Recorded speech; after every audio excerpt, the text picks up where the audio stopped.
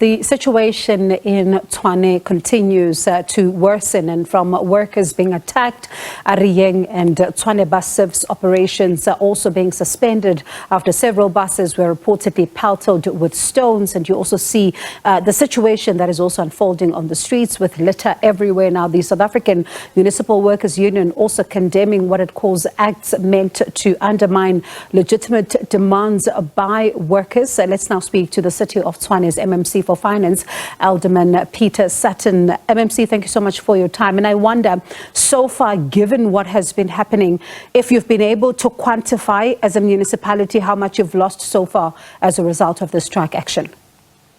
I don't have a figure on that yet, but we are busy quantifying. There's obviously a lot we have to take into consideration. We are preparing, we have said, for possible civil claims against the union involved as well. So it's quite important. We need to do that thoroughly. And as soon as it is available, we will make it public. And these particular civil claims, bless you. My humble apology. No problem, bless you. These particular civil claims, I mean, we listened to Samwu, for example. They also blaming the municipality for the strike, and the blame game really does continue. And one wonders, looking at where things have gotten to, do you think there's even a possibility for these two parties to, yourselves and Samwu, to find each other? Well, look, it's not my space to comment on that because that's an administration process. But what I can tell you, our position is not going to change. And what's very important, the process to apply for an exemption application is part of the collective agreement. It's in the collective agreement. It's part of the democratic process. And we also need to bear in mind that democratic process was followed when we approved the budget in May. In the recommendations, we stipulated we were going to apply for an exemption application. The liquidity position of the city has been well documented, I think, in previous interviews as well.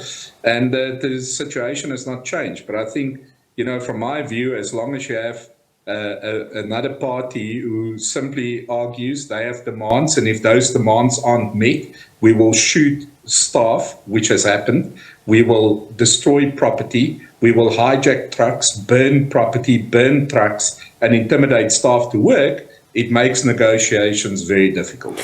And there's something else. I mean, when you speak about the liquidity, I'm sure you've seen the various statements that have been released by Samwu. And there's one, of course, which they released this afternoon, and they're claiming that the municipality irregularly issued an IT tender to the tune of 585 million rand to Brilliant Telecommunication, a company that they claim has no proven track record. And they say that for them, this is a signal that the city has money. It simply just doesn't want to pay the workers. And I wonder, how do you respond to statements like this? Yeah, so firstly, I don't think it's very accurate. What I do agree with Samwu in this case, believe it or not, we can agree on aspects. It is very concerning, that news about the IT contract. The first thing I did yesterday morning, I wrote to the executive mayor and requested an urgent meeting, which we had this morning, where the departments had to furnish the mayoral committee with information pertaining to this contract so we can understand what's going on there. That contract would obviously go through, it will be over a period.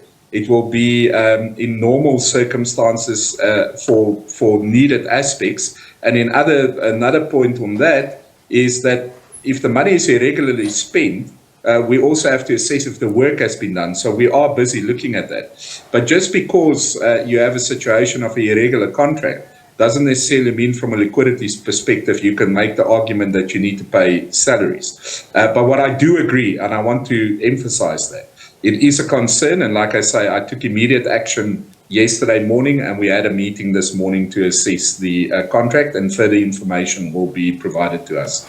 And when is that further information, for example, coming into the public domain? Well, hopefully by next week we'll get some more information. So where we are at the moment, we understand that there's a legal battle between two parties of the contract. However, what the concern is that the process is followed. The administrative processes that was followed, which is obviously sits in the administration, there's a concern that could be irregular. So the court has asked that more information has to be submitted to them. So that will be done. And one aspect that the executive mayor emphasized this morning, and I can't overstate his emphasis on this, is that the city must be honest. They must provide all the documents the court required to them for the court to make an assessment on that. And that we have emphasized as the executive this morning, that the court has asked for additional information to be given to them, and we've made very clear, do not form an opinion, just hand over what the court asked for. And very briefly, one of the things that is very clear is that this strike is having a serious impact on residents of Tshwane as well. There's so many services that have been impacted. And I wonder, as you are looking at this particular situation from a municipality's point of view, from your office's point of view, what then do you say to residents who continue to watch this particular story unfold? And thank you for that, ma'am. And you're 100% correct, because I hear all the arguments. I hear people say we must just pay the salaries, we must just meet their demands. The strike is costing us more than what it's currently, what the increase will cost, although that's just an opinion. But my position is simple, and I believe the executive and the government's position is in line with this, is that this is about a principle. We're following democratic processes, and what we can't do, we can't be intimidated by a group of doing what they're doing at the moment, by intimidating staff who wants to work, by burning trucks, by shooting employees, threatening employees. And if we're going to give in to them simply just for the sake of their criminal behavior, that will send the wrong message. So we are fully committed to a democratic process being followed. We did take the outcome on review, because we have very good reason to believe there are certain flaws in the judgment that was given about our liquidity position, and some of the, as you have mentioned, some of the figures that have been thrown around by some of the parties. But we remain committed to a democratic process. And what we want to say to residents is, if we give in now, we will never bring accountability into the city, and we will never bring accountability into South Africa.